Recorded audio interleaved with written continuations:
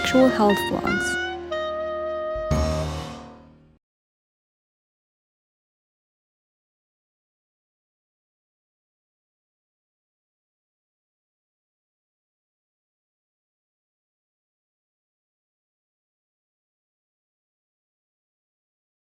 Hola, buen día, bienvenidos a esta mesa de diálogo con temática de primeros auxilios psicológicos en casos de violencia sexual.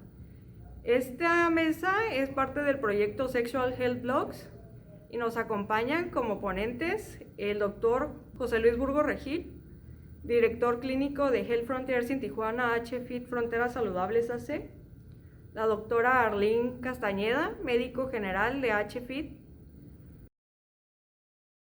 Axler, que tiene estudios en psicología en la UNAM, estudios culturales en COLEP y colaborador en diversas asociaciones de salud comunitaria y la academia.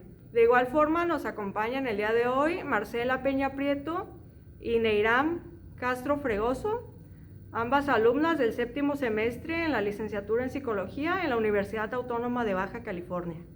El objetivo de esta mesa de diálogo es proporcionar información que pueda ser de utilidad para cualquier persona que tenga que brindar apoyo a otra persona que acaba de ser víctima de violencia sexual, ya que como veremos más adelante, los primeros auxilios psicológicos es algo que todos podemos llegar a brindar dadas las circunstancias. No es necesario contar con un profesionista para que sea el que lleve a cabo estos pasos.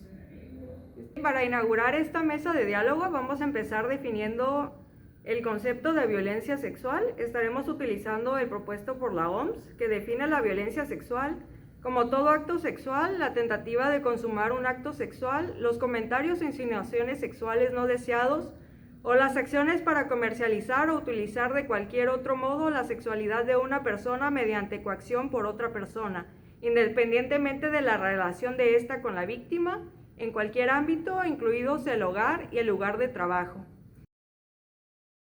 De acuerdo con los datos revelados por el Secretariado Ejecutivo del Sistema Nacional de Seguridad Pública, el abuso sexual fue el delito en México con más casos en 2019, con 21.407 casos. Después de este delito le siguen las violaciones simples o equiparadas, con 15.849 acusaciones, además de 3.837 por acoso sexual, 1.426 por hostigamiento, 9 por incesto, entre otros 4.820 no especificados. Según la Encuesta Nacional de Victimización y Percepción sobre Seguridad Pública, en 2019, por cada 9 delitos sexuales contra mujeres, hay un delito sexual cometido contra hombres. Asimismo, en 2018, 711.226 mujeres fueron víctimas de delitos sexuales en México. 40.303 sufrieron una violación sexual y 682.342 mujeres fueron víctimas de hostigamiento, manoseo, exhibicionismo o intento de violación. Bueno, para comenzar, me gustaría platicar un poco sobre lo que son los primeros auxilios psicológicos. Esto es un conjunto de técnicas de ayuda humanitaria que ayudan a las personas que se encuentran en una situación de crisis. Muchas veces se piensa que los primeros auxilios psicológicos solamente los puede realizar un psicólogo, un médico o alguien que se dedique al área de la intervención social. Y no es así. En realidad todos podemos contribuir a esta ayuda para las personas que se encuentren en un desequilibrio emocional, siempre y cuando estén capacitados y sepan un poco sobre el tema. Y pues estaría súper bien que ustedes que van a ver esto, pues tomen lo mejor, ya que como mencionaron en la presentación, en México ocurren muchos casos de violencia sexual todos los días. Otra cosa es definir bien qué es una crisis. Existen muchos tipos de crisis. Voy a mencionar las crisis circunstanciales y las crisis del desarrollo.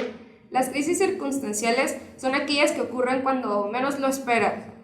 Por ejemplo, un accidente de tráfico, no sé, la pérdida de un familiar, que bueno, esa entraría también en crisis del desarrollo. Pero son situaciones que ponen a las personas en un desequilibrio emocional y amenazan con la pérdida de las metas conseguidas. Las crisis del desarrollo se refieren más a las crisis que pasamos todos los seres humanos. Por ejemplo, se me ocurre cuando los niños pequeños entran a la escuela y es momento de dejar a mamá. Ese sería un tipo de crisis del desarrollo. O, por ejemplo, los adolescentes que entran a la etapa de la preparatoria o cuando tienen que entrar a la universidad. Eso también sería una crisis del desarrollo porque tiene que ver con su crecimiento y su desarrollo profesional. Y bueno, los objetivos de los primeros auxilios psicológicos primordialmente involucran el abastecimiento de las necesidades principales o fisiológicas del ser humano, que es hidratarse, comer y estar en un lugar seguro. Por ejemplo, si llega una persona en situación de crisis o en desequilibrio, lo primero que hay que hacer es primero dimensionar como si hay riesgo en el área. Segundo, preguntar a la persona qué necesita y ofrecerle esto que va a suplir sus necesidades, como lo mencioné antes: hidratarse, comer, ir al baño. Y tercero, también preguntar si la persona realmente necesita esta ayuda, porque muchas veces damos por hecho que la persona sí necesita ayuda y vamos con toda la intención del mundo, pero a veces no la requieren. Entonces es un punto muy importante. Después de ahí sería bueno dimensionar el problema en sí y ver hasta dónde podemos ayudar. En los primeros auxilios psicológicos, como es una intervención muy breve, solamente se busca que la persona se encuentre en un lugar seguro y sepa tomar acciones concretas. Después de tomar acciones concretas, se puede dar un seguimiento, pero este es muy breve. Los primeros auxilios psicológicos no previenen totalmente el estrés postraumático, sin embargo, ayudan a la reducción de síntomas. Dentro de la intervención en crisis podemos observar 5 fases en las que el individuo puede estar pasando. La primera de ellas es el evento precipitante, que es el que resulta amenazador o abrumador para la persona. De ahí vamos con la segunda fase, la cual es una respuesta desorganizada por parte de dicha persona que está pasando por esta situación. Como tercera tenemos la fase de explosión, donde se pierde el control de las emociones e incluso el comportamiento. La que sigue es la fase 4, llamada estabilización, en la cual la persona comienza a aceptar esta situación, sin embargo todavía no se logra totalmente, como en la última fase, que es la quinta, es la de adaptación, donde se llega a una conciliación con el evento que ocasionó esta crisis.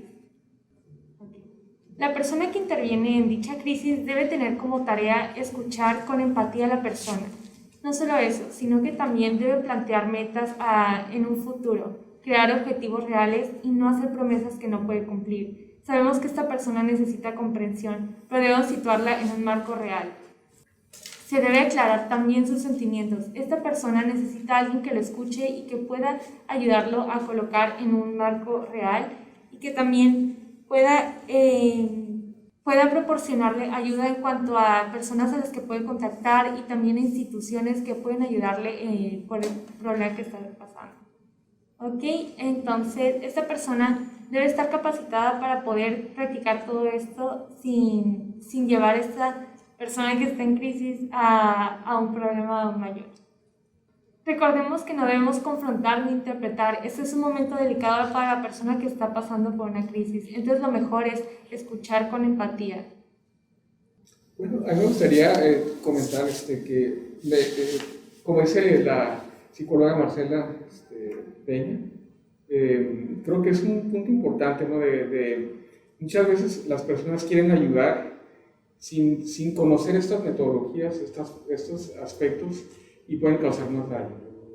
Y creo que lo que mencionan de estos primeros auxilios, que son estrategias que cualquiera puede aprender, ¿no? En un momento dado, antes de llegar al psicólogo, antes de llegar al médico, o donde no hay ninguna de estas personas capacitadas académicamente a apoyar en estos casos, cualquier persona de la comunidad puede aprender sobre estos métodos para poder ayudar a personas con este problema.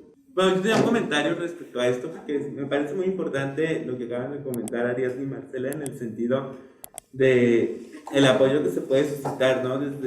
Para las crisis desde la psicología, pero recordar también quién lo está demandando Y ahora sí que el primer acercamiento ya del lado profesional, y que incluso podrían hacer las personas que son acompañantes o los cuidadores, sería responder en el caso de que se suscite una crisis después del evento de la violencia, ¿no? Que yo justamente venía contemplando esto alrededor de, bueno, hay que tener claro cuáles son las técnicas de asistencia para primeros auxilios y posteriormente ya poder entablar una entrevista en donde se conozca el caso más a fondo, pero la persona ya haya dimensionado los aspectos de la violencia y quizá ya haya salido del ataque de ansiedad en el que pueda estar, de la crisis.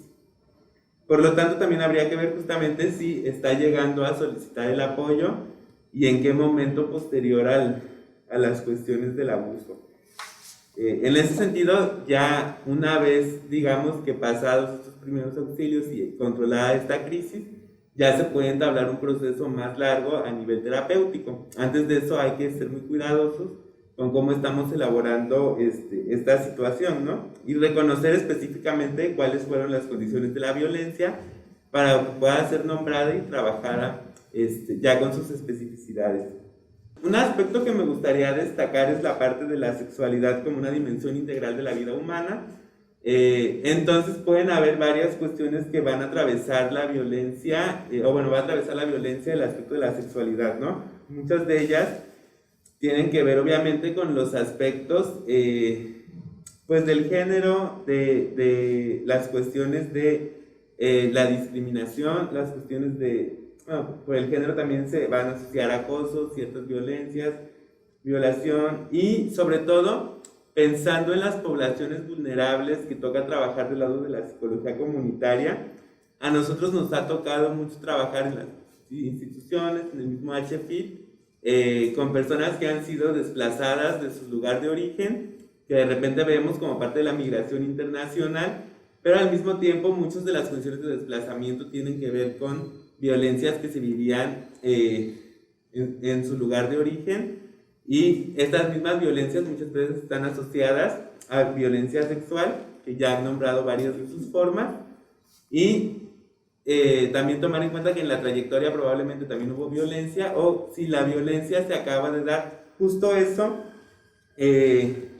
permitiría ver si, por ejemplo, la persona está buscando el apoyo porque acaba de pasar el evento violento o porque se le desencadenó una crisis que le recordó el abuso. Entonces, son las pequeñas cuestiones que tendríamos que ir identificando para poder dar un seguimiento y también para poder colaborar con otros de los profesionistas respecto a temas de la salud. Por ejemplo, si hubo un abuso reciente y hubo, por ejemplo, algún contacto sexual, probablemente también haya que dar un seguimiento médico por las cuestiones de las infecciones de transmisión sexual, ¿no? Entonces, no solamente el psicológico.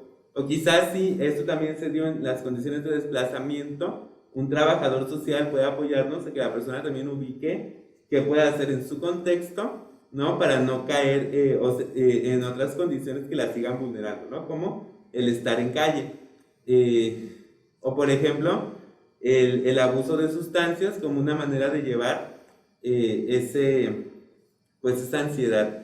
Ahí yo creo que podríamos hablar un poco más de esto, también con otras poblaciones como son, por ejemplo, trabajadoras sexuales, o personas que quizá su principal ingreso no es ese, pero también a partir de un comercio sexual obtienen ciertos beneficios. Entonces, sobre esos temas creo que es importante que vayamos estableciendo pues marcos de dónde está el derecho de la gente, por ejemplo, a la no violencia dentro de estos ámbitos, y pensando que la sexualidad como parte de la vida de la gente pues siempre va a estar ahí como una dimensión que hay que analizar cómo se lleva.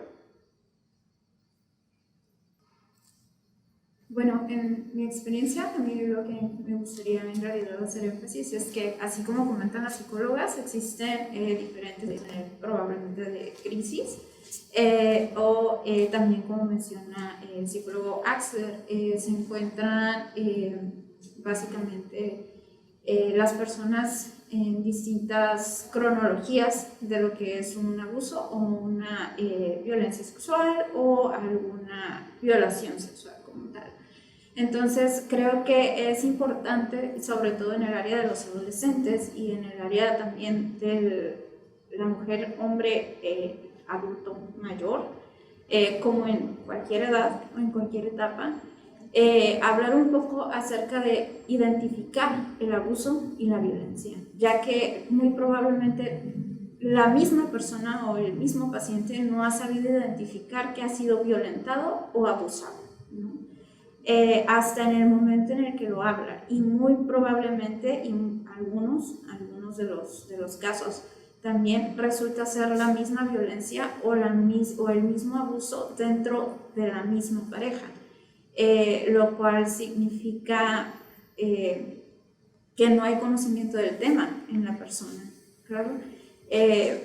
Sin embargo, cuando uno aborda o puede abordar a la persona y tratar de indagar acerca de ello, se le puede también asesorar o se le puede llegar a orientar acerca tanto de qué está pasando como a quién acercarse. Es decir, quizás no te has dado cuenta de que este entorno es negativo, lo estás viendo como algo normal porque estás acostumbrado, probablemente por el tipo de población, probablemente por el núcleo familiar, probablemente por alguna otra cuestión.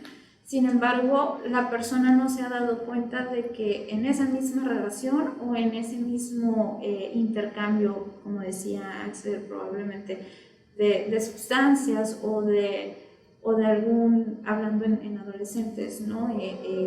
Tomando probablemente en alguna fiesta social, en alguna reunión social, se puede llegar a dar algún abuso. Existen casos, por ejemplo, en los que también es violencia sexual y también es un abuso sexual y es una violación sexual, lo cual implica, al menos para mí, lo mismo del tema de violencia.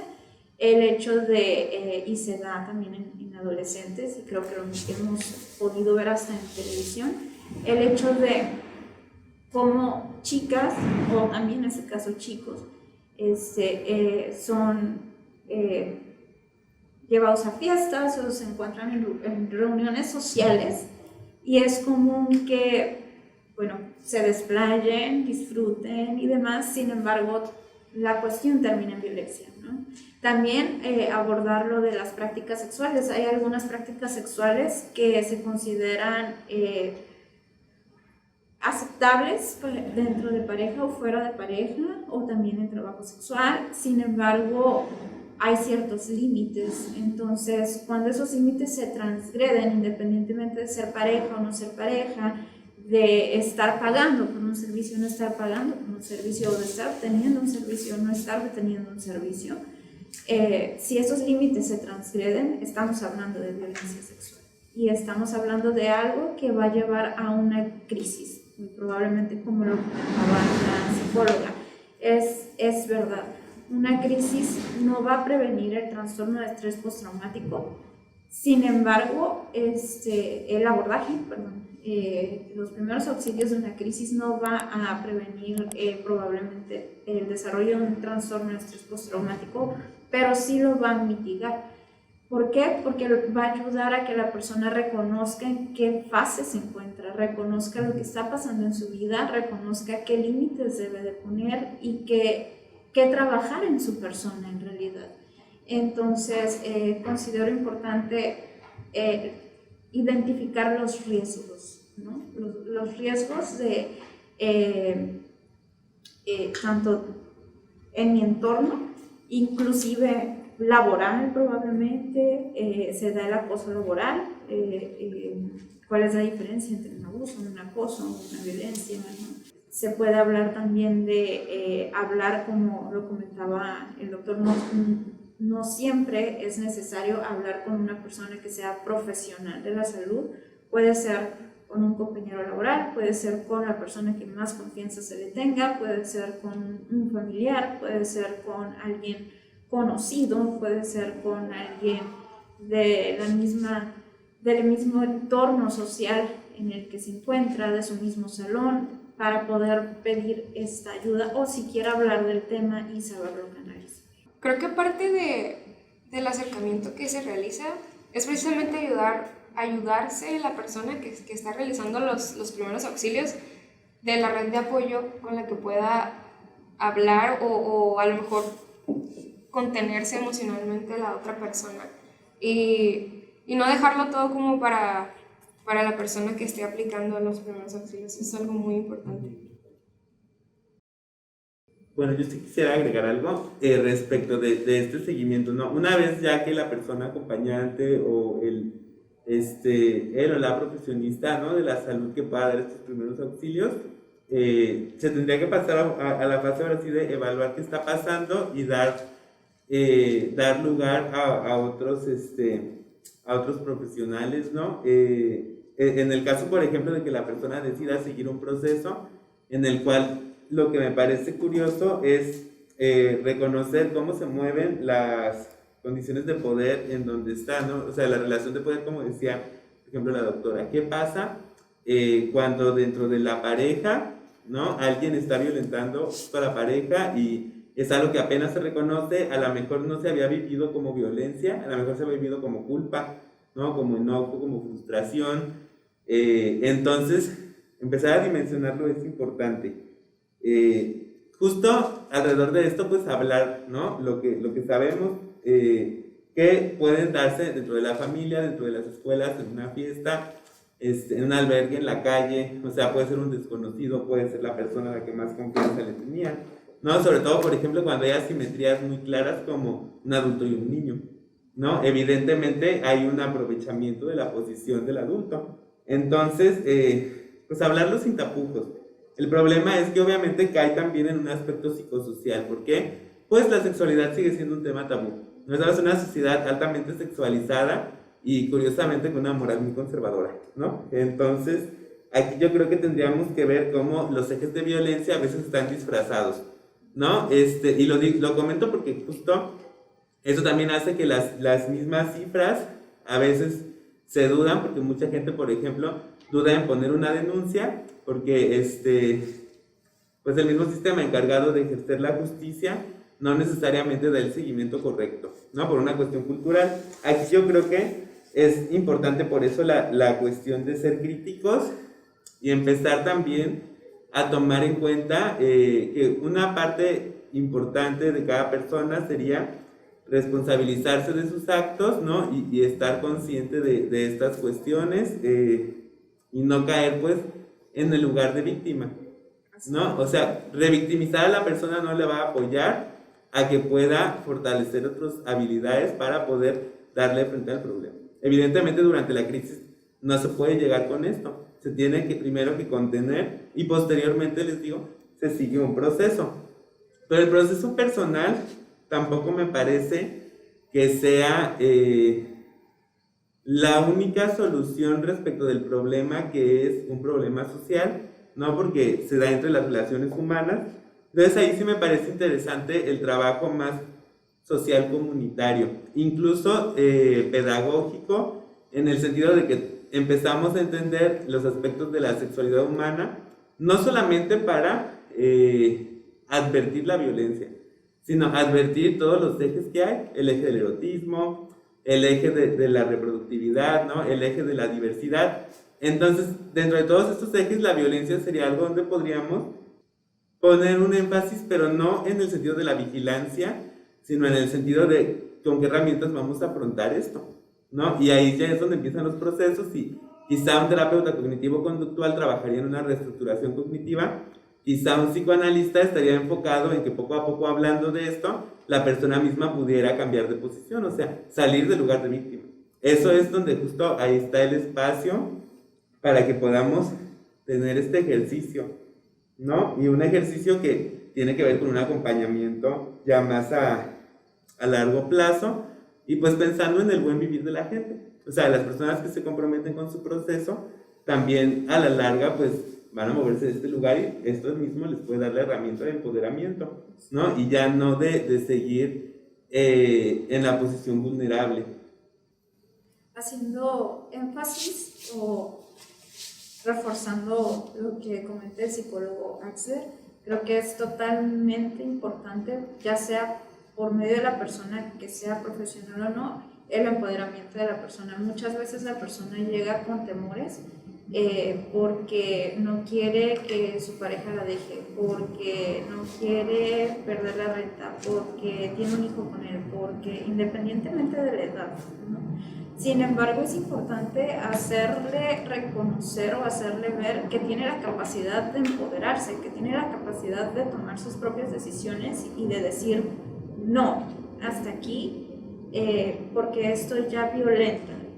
Yo acepto tales prácticas, o yo acepto tales insinuamientos, o yo acepto tales modos de hablar. Sin embargo, ya esto es una violencia y la estoy viviendo. Existe, por ejemplo, el caso de una paciente en la cual tiene ya varias sesiones con psicología, y en uno de las consultas le abordo y le pregunto cómo se ha sentido con las sesiones, y me comenta que incómoda. ¿A qué me lleva esto? Lo comento porque creo que es importante empoderar a la persona. La incomodidad viene de que en terapia se le dice que haga lo contrario a lo que en su vida está viviendo, es decir, cortar con ese patrón, cortar con esa violencia. Entonces, ahí es en donde hay que saber reconocer, saber recanalizar y hacer ese reforzamiento de es importante la psicología, es importante que continúes con terapia, es importante que no la dejes, es importante que te acerques más a esa parte, que identifiques tus capacidades y que identifiques que ese entorno es violento para ti, que ese entorno no es bueno para ti, y que así como han pasado 2 meses o 2 años, van a poder seguir pasando más años, ¿no? Y hasta qué punto, como dice Axel, ¿no? ¿Qué sucede? Después puede llegar a pasar el hecho de tener que llegar a los juzgados, al Ministerio Público. Sin embargo, el sistema en México es demasiado complicado, y pues sabemos que las cifras realmente aumentan precisamente porque la violencia no es abordada como tal o como es debido. Así que, haciendo totalmente un reforzamiento a lo dicho por el psicólogo Axler, el empoderamiento de la paciente creo que es totalmente indispensable, tanto para su propia vida en el día a día, como para poder hacer que no pierda ese vínculo con la persona que la está analizando, que siempre va a haber una negación ante lo que le pasó. Sin embargo, hay que volver a la realidad. Esta es tu realidad, este es tu entorno. Probablemente hay culpa, como lo manejaban. Sin embargo, hay que soltar esa parte y aprender a tomarte de los profesionales o de las personas que pueden llegar a ser un apoyo, una red de apoyo. Algo que me gustaría comentar de este tema, ¿no? Que es, porque vemos que las cosas se manejan a diferentes niveles, ¿no? Individual, comunitario, y a veces hay que irnos hasta más lejos, ¿no? Este problema es un problema de derechos humanos, lo que es violencia de género. Y también sabemos que es muy prevalente. Es cierto que los números estadísticos en criminología no lo reflejan, pero hay encuestas que se hacen, de hecho hay unas encuestas que son continuas, se han hecho en México, se hacen en Estados Unidos, se hacen en varias partes del mundo, y la estimación actual es que el 30% de los seres humanos han sufrido algún tipo de violencia de género, asociada o relacionada al género. Y es una situación bastante significativa, ¿no? O sea, también sabemos que este tipo de violencia de género puede afectar a varios niveles de salud, como ya lo comentaron, puede afectar a nivel de salud mental, o sea, puede causar trastornos ya sea emocionales, de depresión, ansiedad o un síndrome de estrés postraumático. También se ha asociado el estrés relacionado con este tipo de relaciones de pareja con violencia. Se han asociado con enfermedades cardíacas, con enfermedades metabólicas, también, como comentaron, con infecciones de transmisión sexual. Un tipo de violencia sexual muy común es, por ejemplo, que a una persona la obliguen a tener relaciones sexuales y sin uso de condón. Y es una situación de riesgo, ¿no? Y cuando una persona dice, no, yo no quiero tener relaciones sexuales sin condón, y obligan a tener relaciones sexuales sin condón, eso es una violación. Una violación de los derechos humanos, es una violación, y sin embargo, no, seguramente no están entrando esos datos a nivel de estadísticas de los gobiernos, ¿no? Afortunadamente hay investigación, hay datos que muestran esta situación que sabemos que es muy grave, ¿no? Por ejemplo, en Canadá hicieron un análisis de las personas que han sufrido algún tipo de violencia de género, ya sea por la persona, por alguna pareja o por una persona extraña. Y en las mujeres canadienses, el estudio muestra que el 50% de las mujeres en algún momento de su vida han tenido algún tipo de violencia de género, ya sea por su pareja, que es como un 30%, pero cuando conjuntamos cuando son violencias de otras personas que no son pareja, son casi la mitad. Y sin embargo, creo que las sociedades no han actuado como deben de actuar, ¿no? Y me refiero que como comentan, o sea, nos fuimos del individuo, y a veces cuando trabajamos como proveedores de salud, como psicólogo, como médico, estamos limitados en lo que podemos ofrecer. Necesitamos otros niveles de apoyo social, ¿no? Que es donde comentaba Axel, el trabajador social. También, ¿qué vamos a hacer con esta persona para que pueda irse a un lugar donde esté seguro? Vamos a mantener su seguridad en contra de esta violencia de esta persona, y se ocupan estas estructuras sociales para brindar ese apoyo. Yo creo que también se ocupan aspectos políticos, ¿no? De cambios de legislación y cambios de manejo de estos aspectos sociales de violencia. Por ejemplo, en Estados Unidos recientemente ha habido escándalos sobre acoso sexual en televisoras grandes, ¿no? Como en NBC, en el Today Show, hubo acoso sexual a personas que trabajan ahí por Matt Lauer, que era la persona que nunca fue o sea, fue removido de su puesto, pero nunca fue realmente visto como un crimen, como una situación de violencia sexual. De hecho, en un programa, la persona que lo sustituyó eventualmente dijo que le daba mucha pena que esa persona se hubiera comportado mal. Y realmente es más que comportarse mal, ¿no? Es una situación que debería ser penalizada. Pues, y yo creo que es donde hay que conjuntar esos aspectos a varios niveles, incluyendo a nivel macro, a nivel político, para que esto no sea normal. Pues. Cuando hablamos de violencia de género, también hablamos de qué predispone a la violencia de género. Y parte de lo que predispone a la violencia de género son factores sociales de salud, el nivel de educación. Si yo viví en un ambiente de niño, cuando era pequeño, donde a mi mamá la golpeaba a mi papá, o si ya se normalizó en mi mundo, donde, por ejemplo, estoy en una reunión familiar y cada quien se está sirviendo la comida y le dicen a la mujer, no, tú tienes que servirle a los hombres porque ellos son hombres. Eso es violencia. Sin embargo, se ve como una cosa normalizada, que es normal, ¿no? No es cierto, ¿no? Un hombre no es superior a la mujer en ese aspecto, ¿no? Creo que ese aspecto es una violencia sutil, es una violencia de género que se normaliza, y eso da entrada a esos aspectos, ¿no? En algunos factores de riesgo que se han encontrado en personas para sufrir violencia de género, primero es edad, ¿no? Sabemos que mujeres, sobre todo mujeres, pero en general, personas de menor edad, la mayor frecuencia de violencia de género está entre los 18 y los 24 años, según encuestas que ha hecho la Organización Mundial de la Salud.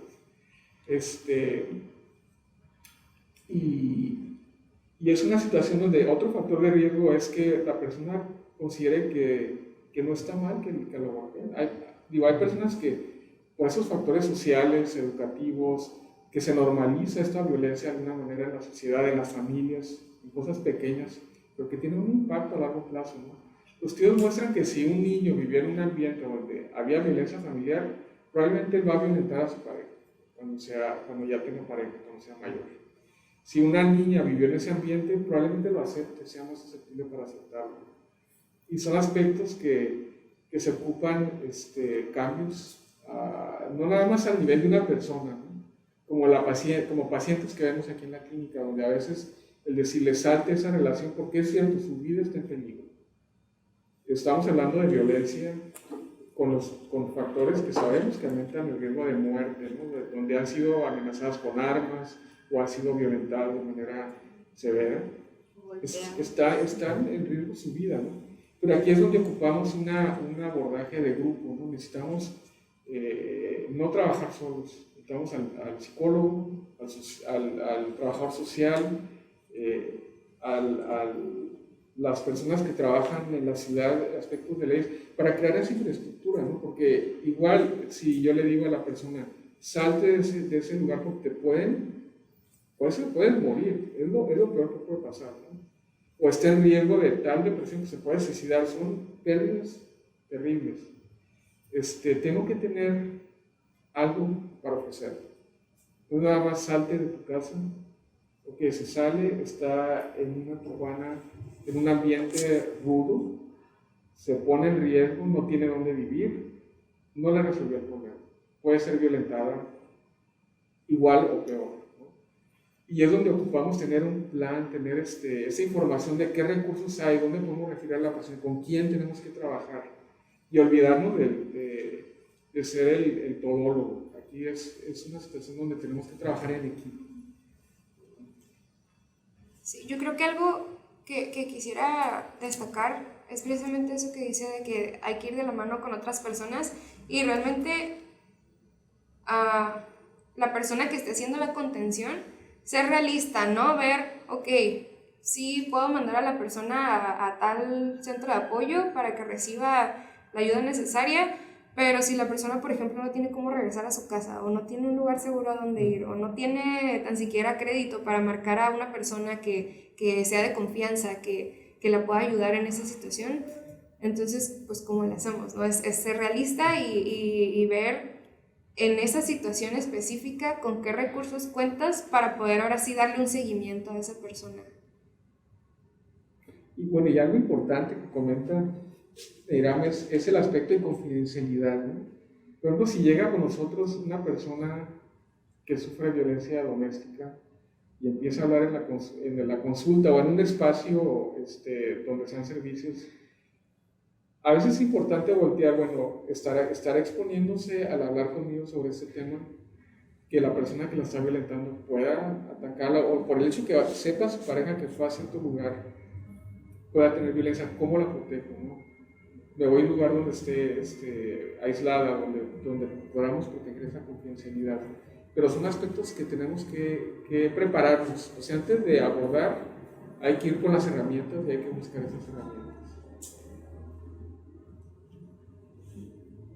Incluso con esto que comenta, doctor, yo lo plantearía abiertamente. Hay también que buscar nuestra integridad para poder dar el acompañamiento. O sea, si la pareja viene y nos amenaza en un centro, o sea, habría que estar entonces en un lugar con más personas donde pueda controlarse una situación de ese tipo. Saber incluso dónde recibir a las personas, dónde puede darse el apoyo, si tienen un teléfono para marcar un caso de emergencia o para llamar a alguna institución, si ya se puso la denuncia, si de verdad se va a dar un seguimiento. En ese sentido creo que sí es importante porque justo ya pensando en experiencias, ahora sí que de la clínica, que empiezan como a rebotar en otros aspectos. Por ejemplo, me han tocado casos de conocer violencia intragénero, que normalmente se le llama cuando se dan pareja, la violencia dentro de parejas del mismo sexo, en los cuales, por ejemplo, cuando son dos mujeres, va alguien a hacer la demanda y dicen, ay, seguro es una pelea de chicas, se les va a pasar.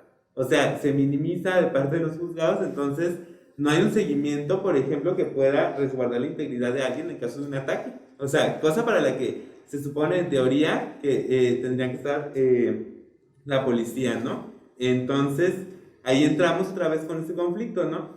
Y de repente caemos otra vez en el hecho de la cultura machista, ¿no? O sea, nosotros podemos teorizarlo mucho desde el patriarcado, pero creo que si hablamos del machismo mexicano es muy fácil de entender.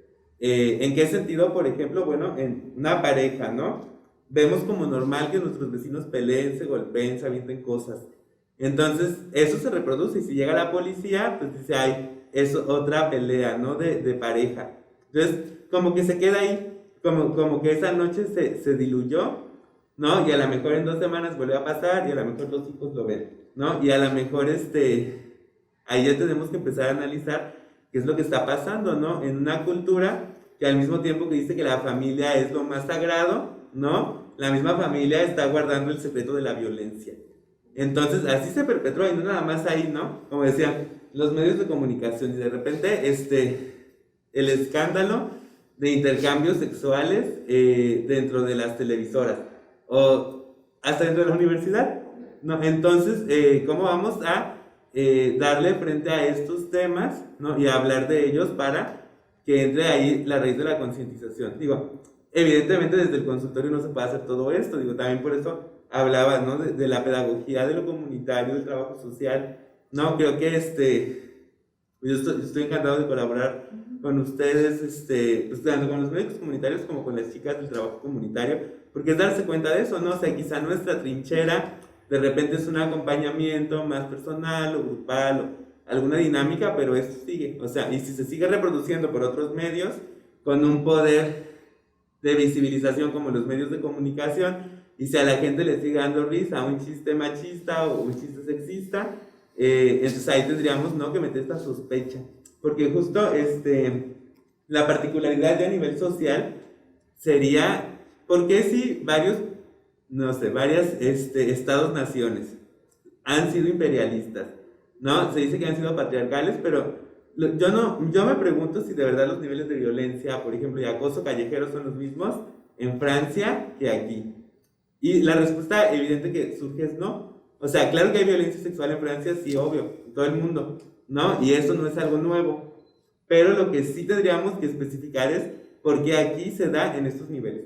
O sea, por qué estamos, por ejemplo, en una de las 3 ciudades que son específicamente pensadas en el país para el turismo sexual y donde sabemos que hay explotación sexual, sobre todo de mujeres, ¿no? No digo que los hombres no sufran violencia sexual, pero también hay una marcada dominación cultural, ¿no? Entonces, ¿y contra eso qué vamos a hacer? O sea, si nos damos cuenta que quizá en nuestra área no podemos resolverlo todo, pero quizá empezar a generar este cambio o trabajar en colaboración con las personas que estén aquí. O sea, finalmente ahí es donde creo que empiezan ya los vínculos. Nos damos cuenta que pues la cuestión está también en resarcir un tejido social. Y creo que algo también ahorita que ha agravado esta situación, yo siento que últimamente con la contingencia en la que estamos viviendo, con el aspecto del confinamiento, que bueno, gran proporción de la población con la que trabajamos no pueden estar en el confinamiento, ¿no? Porque pues a veces no tienen dónde vivir, o definitivamente no tienen ningún tipo de seguridad social, o sea que tienen que salir a buscarse la vida todos los días para sobrevivir. Pero sin embargo, el aspecto económico, el aspecto de menos oportunidades crea más tensión. Y claro, en los lugares donde sí la familia está confinada, también familias con pocos recursos son espacios más pequeños, y si viven con una persona violenta o que tiene violencia de pareja íntima, obviamente el riesgo aumenta, ¿no? En la Ciudad de México, creo que en los primeros meses del confinamiento se reportaban un 60% de aumento en el número de reportes de violencia intrafamiliar. Y es donde es importante, ¿no? Creo que yo como médico, ¿no? Voy a hablar desde el punto de vista de lo que, del mundo en el que vivimos, ¿no? Donde a veces muchas personas que acuden a algún tipo de servicio de salud, el único acceso que tienen es medicina primaria. Y es donde creo que es importante, ¿no? Tanto lo que son programas de educación médica continua y también programas universitarios, es meter ese tema como parte de una rutina. El abordar una historia sexual es importante y debe ser rutinario. Todo paciente debemos abordar ese tema en una consulta general. ¿Por qué? Porque va a tener repercusiones en la salud del paciente. Y si no lo pregunto, si no me gano la confianza del paciente, nunca lo voy a identificar y no voy a poder tener impacto en mejorar la salud del paciente. Sin embargo, cuando trabajo con médicos que acaban de salir de la escuela o alumnos que tengan medicina, veo que me da la impresión de que no es algo que se enfatiza en la formación académica, que no es algo que están aprendiendo cómo hacerlo en forma rutinaria, este tipo de abordaje. Igual lo de violencia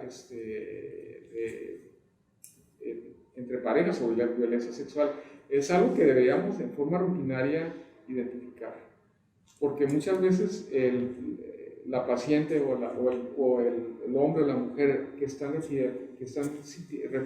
experimentando esta situación probablemente lleguen a un cuarto de emergencia porque tienen alguna lesión por la violencia y no regresen a otro servicio, y es una oportunidad, ¿no? Donde hasta en un cuarto de emergencias hay estrategias que se han creado, intervenciones de cómo en forma breve, en el caos que es un cuarto de emergencias, puedo abordar ese tema y hacer algo al respecto, ¿no? Y no dejarlo pasar y ser responsable de un problema de salud posterior, ¿no? Creo que es importante eso a todos los niveles, y en salud, tanto en psicología como en medicina, que todos los practicantes de primer nivel exploren y traten de identificar esas situaciones, ganándose la confianza del paciente.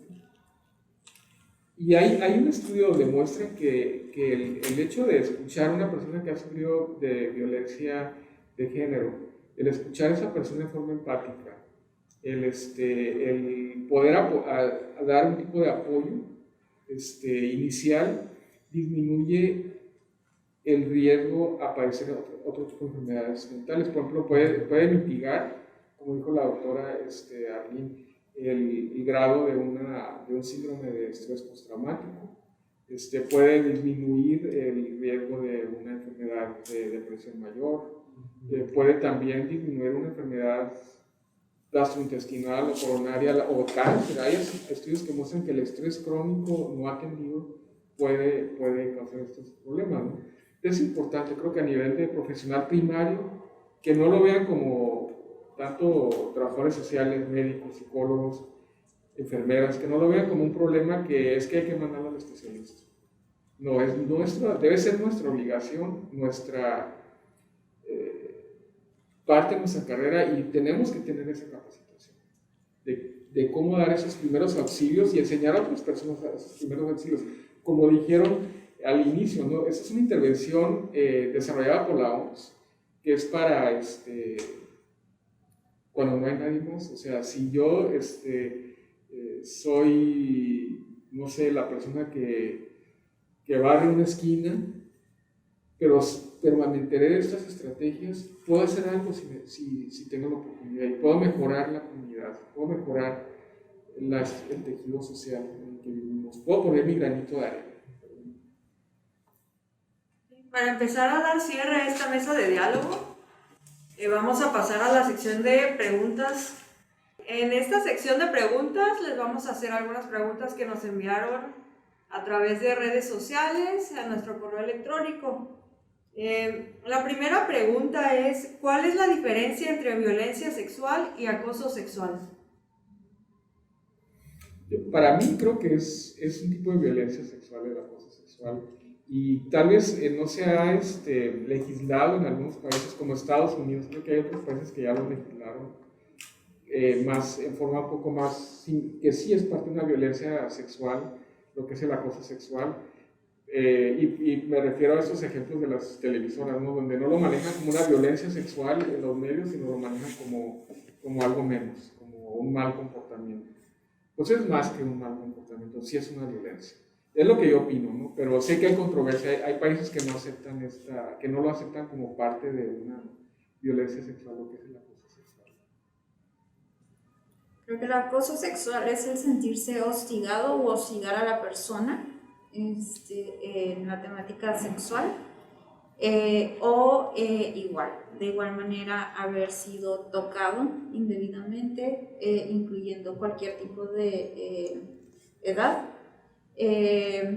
Insinuación, eso es un acoso sexual, que igual es violencia sexual, pero también dentro de la violencia sexual yo consideraría el hecho de, o agregaría el hecho de decir no, y también algunas prácticas sexuales, por ejemplo, que ahorita es muy dado, y transgredir ese límite del no. Cuando la persona transgrede el límite del no de la otra persona, estamos hablando de violencia sexual, y al igual con el acoso, ¿no? Sin embargo, en el acoso es como el estar constantemente hostigando a la persona, o no sé, en los adolescentes probablemente se da mucho el mándame un texto, mándame una foto, mándame algo, ¿no? O sea, el sexting que le llaman, creo, puede llegar a ser un tipo de acoso y también un tipo de violencia. Y de igual manera, como lo mencionaba anteriormente, ya en el hecho de estar en relación sexual, también inclusive el hecho de decir no y transgredir eso, ya lo consideraría violencia sexual. No solamente golpes, no solamente insultos, no solamente, por lo cual consideraría importante que todo tipo de población sepa identificar realmente la violencia sexual. Y es que cuando hablamos de violencia, no es solamente violencia física, sino también estamos hablando de violencia simbólica, psicológica. El hecho de humillar a una persona es una violencia, ¿no? El hecho de quitarle acceso a un patrimonio, por ejemplo, que yo quiera controlar a otra persona y le quito acceso a sus pertenencias, es una violencia. Y pues sí, o sea, no es nada más el hecho de que es que no me golpea, que es algo que a veces en una consulta, un paciente cuando empieza a abrirse sobre este tipo de violencia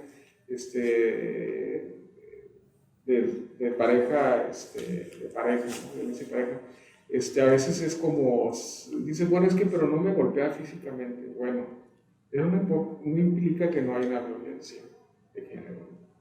Sí, y yo creo que hablando como de los términos que mencionan en la pregunta de violencia sexual y acoso sexual, pues el acoso es realmente una ramita de todo el árbol que es la violencia sexual, porque pues la violencia sexual involucra tanto un abuso que ya involucra a lo mejor un acercamiento mayor, o como una violación equiparada, o a lo mejor una corrupción de menores. Entonces es importante como saber que existen varias ramitas que es importante destacar dentro de la violencia sexual, incluso más allá de la violencia de género. La siguiente pregunta es: ¿por qué en los casos de violencia sexual se revictimiza a la víctima? Creo que eso ocurre cuando vemos, cuando por aspectos sociales se le echa la culpa a la víctima de haber sufrido la violencia. Por ejemplo, sufrió algún tipo de violencia sexual y dicen, bueno, es que venía con un escote muy pronunciado, o venía de una manera inapropiada o tiene esta fama, ¿no? Y se justifica. Creo que es un problema es cuando se justifica una violencia, un crimen de violencia sexual, y se le echa la culpa a la persona y de alguna manera se está revictimizando porque está volviendo a ser culpable en lugar de ser víctima de la situación. Digo, hay otros aspectos como lo que mencionó Axler hace tiempo, también, digo, hace poco, ¿no? hace un momento, ¿no? Donde hablaba sobre tampoco alimentar el aspecto de siempre ser víctima, que es otro problema donde se observa, por ejemplo, que hay estudios que muestran que una persona que ha sufrido de violencia de género vuelve a sufrirla, como que caen en un patrón también, ¿no? de caer en ese estatus. Pero, no sé, yo creo que tiene también que ver con la revictimización el hecho de que culpabilicen a la persona de haber sufrido un tipo de violencia. También considero que la revictimización se da por cuestiones socioculturales. Una de ellas es el hecho de es que me lo merezco, es que sí es cierto por vestir así. Generalmente la persona tiende a tomar esa postura. Como hablaba el psicólogo Axler, el hecho del machismo, ¿no? Pero independientemente de hablando de género, la revictimización consideraría más bien que viene del sentimiento de culpa o del sentimiento de no superación de esa situación en sí. ¿Por qué me revictimizo? ¿O por qué se revictimiza a la persona? Porque no se ha caído en cuenta de la otra parte, ¿no? Y es en donde realmente entra el empoderamiento, ¿no? Pero creo que tiene mucho que ver con el núcleo familiar, con el núcleo social, como lo comentaba el doctor Burgos, por tener un escote pronunciado, por dedicarse al trabajo sexual, porque tiene muchos amigos, más que amigas, por muchísimas cuestiones, ¿no? Pero más que nada, creo que se revictimiza por cuestiones socioculturales. Marcela, ¿cómo que querías comentar algo? Sí, claro, nada más como recordar esta parte de empoderamiento, como mencionabas. Pues aquí cuando se revictimiza se vuelven como esos sentimientos de culpa, es lo que abruma a la persona. Entonces lo que se debe hacer con este tipo de víctimas, por así decirlo, es no pensar en el que, ok, sí lo sufriste, como sí, cómo sufres, sino en buscar soluciones reales, enfocarlo como en esta parte de que pues se puede superar, se puede vivir, alentar como este sentimiento de que no estás solo, poder brindarle apoyo, ya sea como en instituciones o por la propia persona sin poner a uno mismo en riesgo. Entonces, pues esta parte que mencionabas hace rato del empoderamiento me parece muy importante para que no se caiga en esta revictimización, darle las herramientas para que esa persona pueda poder identificarse en el contexto en el que está y no perder el punto de partida para seguir con su vida. ¿Cómo me acerco a una persona que acaba de sufrir violencia sexual? Yo creo que precisamente es la parte que mencioné al principio del acercamiento, es dimensionar como el problema, ¿no? Si, por ejemplo, la persona está, o sea, la acabamos de ver en la calle que acaba de ser violentada y, pues, indudablemente a lo mejor requiere un apoyo, pues primero es acercarte, ¿no? Con todas las precauciones posibles, viendo también por la integridad propia, como mencionó el psicólogo Axler al principio, y también cuidar mucho el lenguaje corporal y sobre todo preguntar a la persona qué necesita, porque como mencioné al principio, muchas veces damos por hecho que la persona necesita la ayuda, que sí, en la mayoría de las casos es así, o en el momento a lo mejor puede que la persona diga que no necesita, pero casi siempre sí es así. Pero es preguntar, ¿no? Y tomar en cuenta lo que quiere la persona, no nada más acercarte, sí, yo te ayudo, yo puedo ayudarte, sino, ok, ¿qué necesitas? ¿te gustaría hablar? ¿Te gustaría que te ayude con esto? No sé, necesitas llamar a alguien. Es tomar en cuenta qué es lo que necesita realmente la persona y no dar por hecho nada.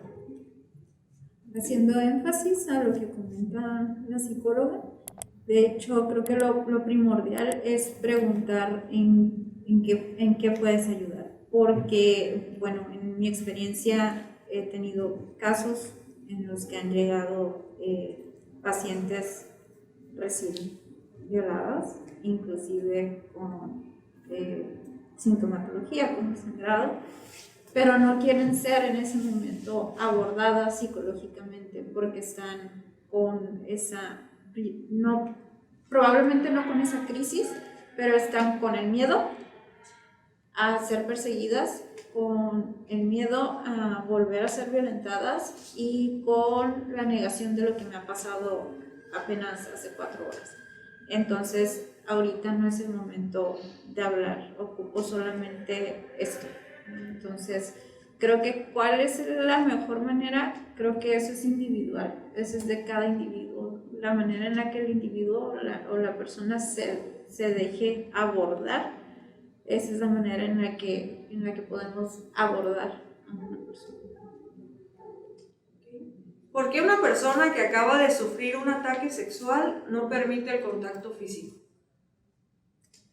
Yo en general no recomendaría a ningún profesionista de la salud tener contacto físico con las otras personas, ¿no? Bueno, evidentemente para el caso médico muchas exploraciones van a requerirlo, pero asociado con la pregunta anterior, o sea, me quedo pensando en esto respecto de, ¿qué tal si la persona llega y su mismo shock hace que no quiera hablar? O sea, tampoco podemos obligarla, y pasa mucho incluso en la pediatría, cuando se dan cuenta que está habiendo un abuso o algo raro y los niños no pueden dimensionarlo, y tampoco podemos forzarlo.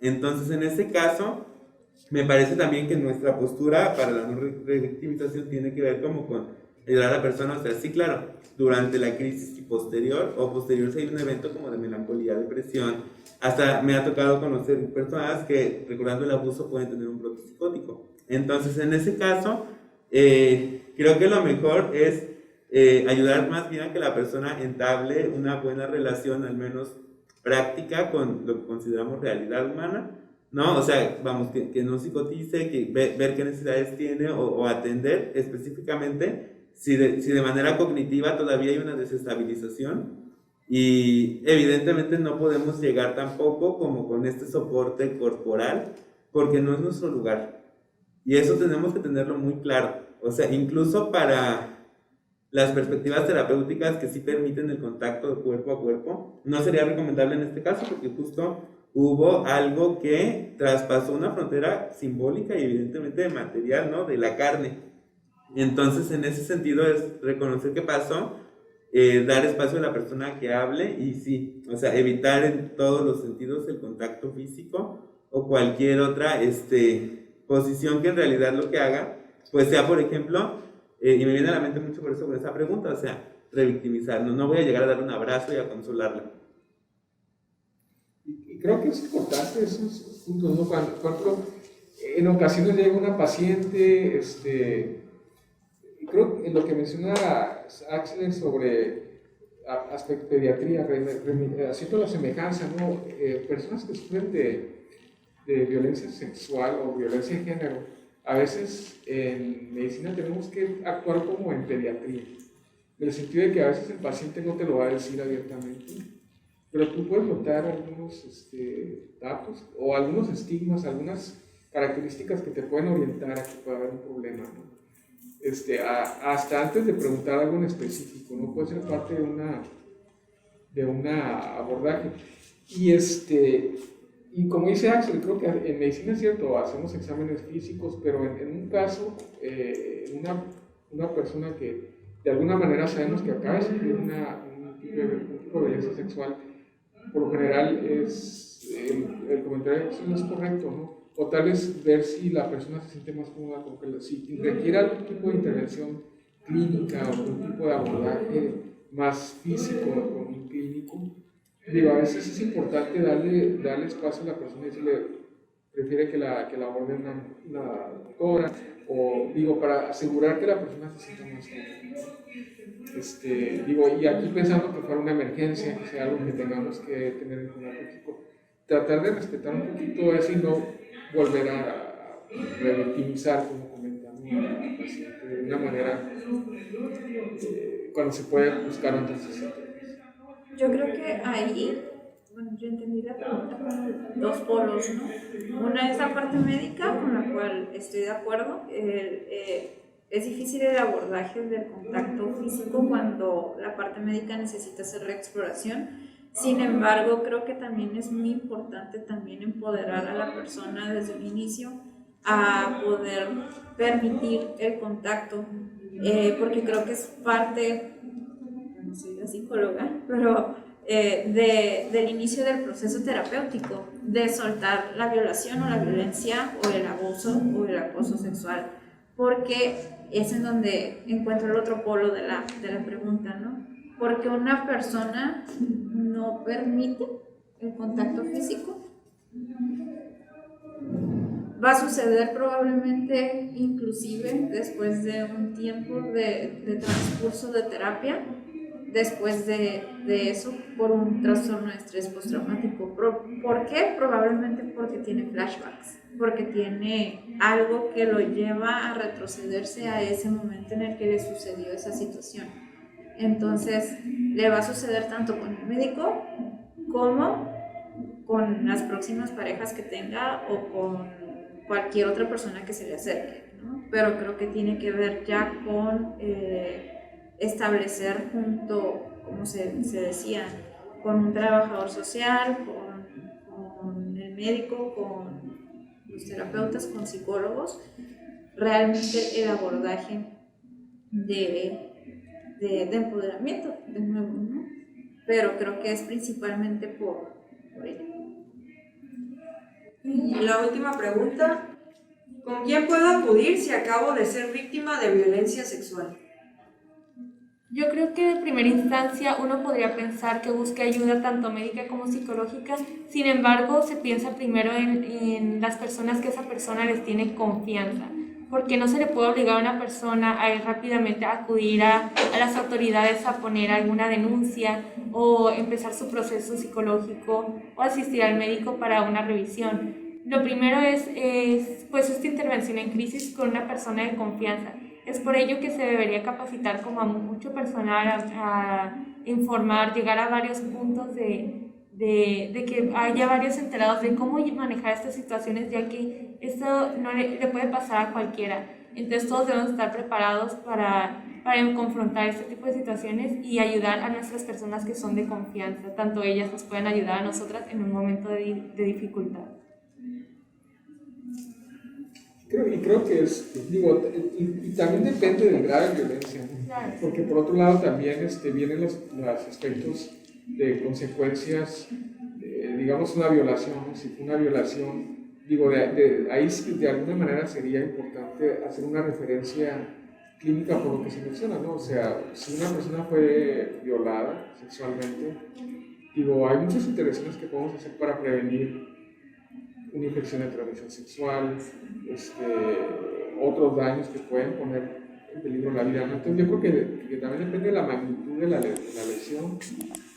Y por un lado, sí debe haber campañas. Yo creo que es importante campañas generalizadas para que las personas sepan a dónde marcar cuando sufren ese tipo de atropello para recibir una ayuda. También no retrasar algo que sí sea muy importante, ¿no?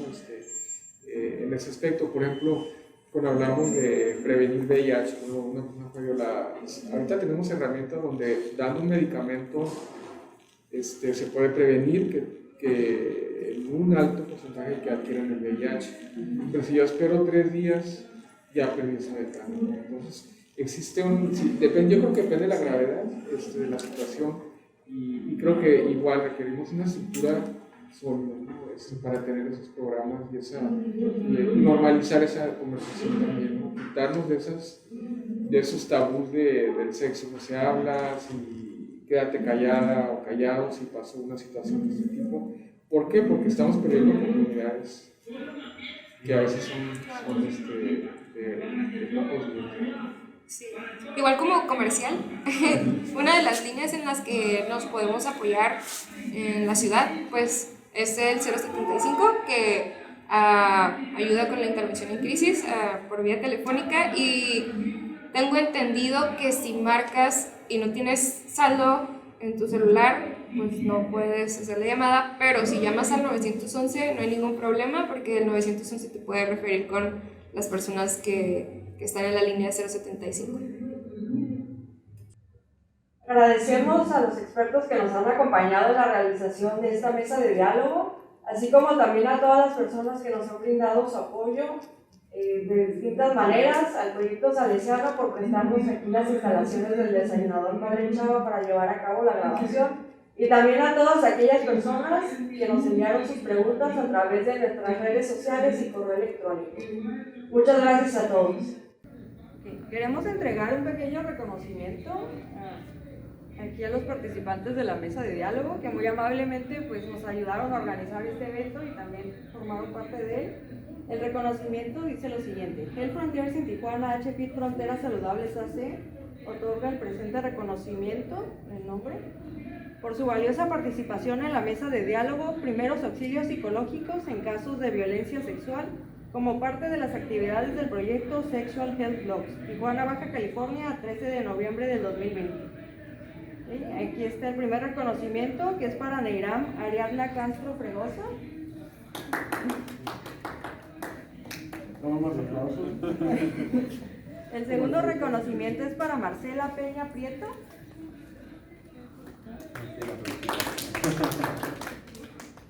Y el último es para Axler Yepes Saldaña. ¿Y el mío? No podemos dar los reconocimientos a nosotros mismos. A que lo firmen. Sí. Pues muchas gracias a todos por su apoyo. Muchas gracias.